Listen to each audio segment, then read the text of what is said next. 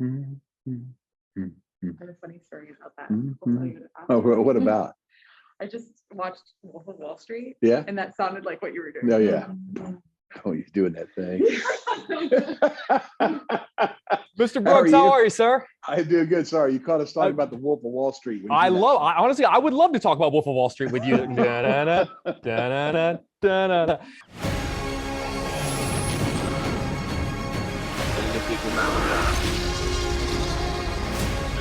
Where we're going, we don't need roads.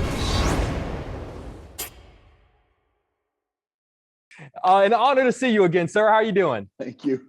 Better than I deserve. Better. If one time isn't good enough, two has to be twice as good. Fair enough. Fair enough. I'll tell you, I got to tell you, I geek out with you every time. You're my favorite music artist of all time. So this is really an honor to be able to speak with you. Very sweet. Well, hold on. Let me ask you why. I grew up with your music, so I associate some of the best moments of my life, and I think your music is timeless and everything that I love about it. And also, I think as I change, I hear the same song that I heard 20 years ago differently. And it's a really interesting study on how the art doesn't change, how we change. And Amen, man. and that's what I love about your work. That's very sweet. I'm going to say that's not the artist, that's the song. And fair enough. So many of those things were floating right around here, been sitting floating around here for 10 years. Some of them were written 30 seconds before we cut them. I mean, it's a beautiful bouquet when you look in all those songs. And that's what I love about art. I'm going to tell you, sir, I've been to a lot of concerts. I've seen a lot of different artists in a lot of different genres on a lot of different places around the planet. Your concert's the best show I've ever seen in my entire life. And it kind of makes me sad because since you're Garth Brooks, you'll never know how great it is to attend a Garth Brooks concert. So what is an aspect of your show that you wish you could experience like we do, like the fans do? Stubbing. It's the bomb. So you didn't want to sell the first two rows because they just got scalped, and never did the real fan get them. It was just the people who could afford more money. So Nirvana was the group that told us that, hey, we don't sell the first two rows. We go and we stub them, give them out to the very high row, very up there in the top kind of people. And that's what I'd love to do. I'd love to stub because I hear the stories and I hear people crying and hugging. And then when they get down there, they just make the show. So that's what I would want to do if I could do one thing, even more than levitating and watching the thing happen. Because I did that actually in Denver, just watched the crowd versus the band and felt like I was out of body. It was crazy. Lincoln was the same way. So it was crazy. So I look forward to Notre Dame, and I look forward to seeing those people close up, especially after the pandemic break. I'm really ready for joy, and I'm ready for it at a high volume.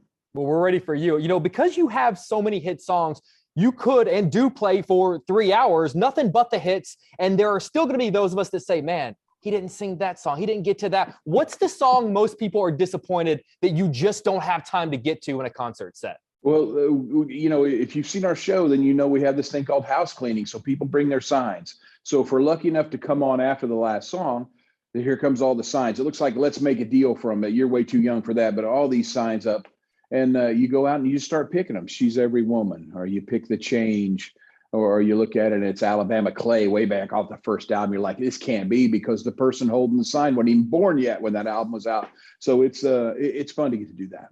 I love that you do that. This year, believe it or not, the 30th anniversary of what I think is one of the most important country songs of all time, which is We Shall Be Free. However monumental it is now, and it very much is, 30 years ago, it was incredible. You were singing for equality for everyone. I'm sort of curious, what does that song mean for you today, and how has it changed over the last 30 years?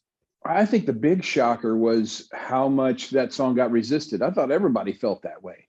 I thought everybody, come on, man, let's love one another. We're all humans, right? So any kind of right is a human right, as long as you're dealing with humans, right? So it's one of those things that kind of shocked me.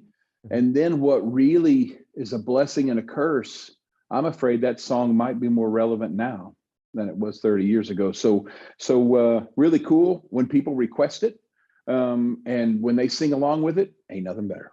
I love that. And it's a beautiful, beautiful song. As we wrap up, you've been in this business a long time, best-selling solo artist in the history of music. Thinking back to the beginning, if you could give one piece of advice to the Garth Brooks that picked up that guitar for the first time, what's the thing you would tell him? I'd say you got to remember, man, this is like people asking you if you could change one thing, what would you say, or stuff. And the truth is, if it means I'm in any different position than I am right now, I don't want to change anything, right? There's been some really crap you go through, but we all do. But where you've ended up, I'm with the love of my life. I have 3 healthy children, and I'm getting to do this late in my career at this level. Are you kidding me?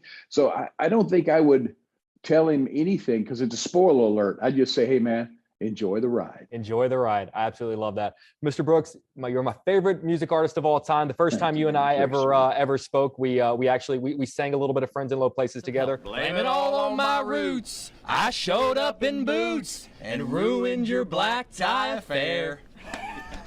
Or maybe not. Oh, man. This guy wasn't even born yet.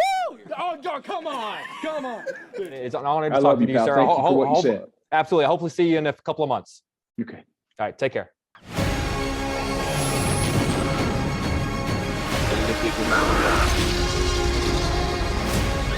Where we're going, we don't need roads.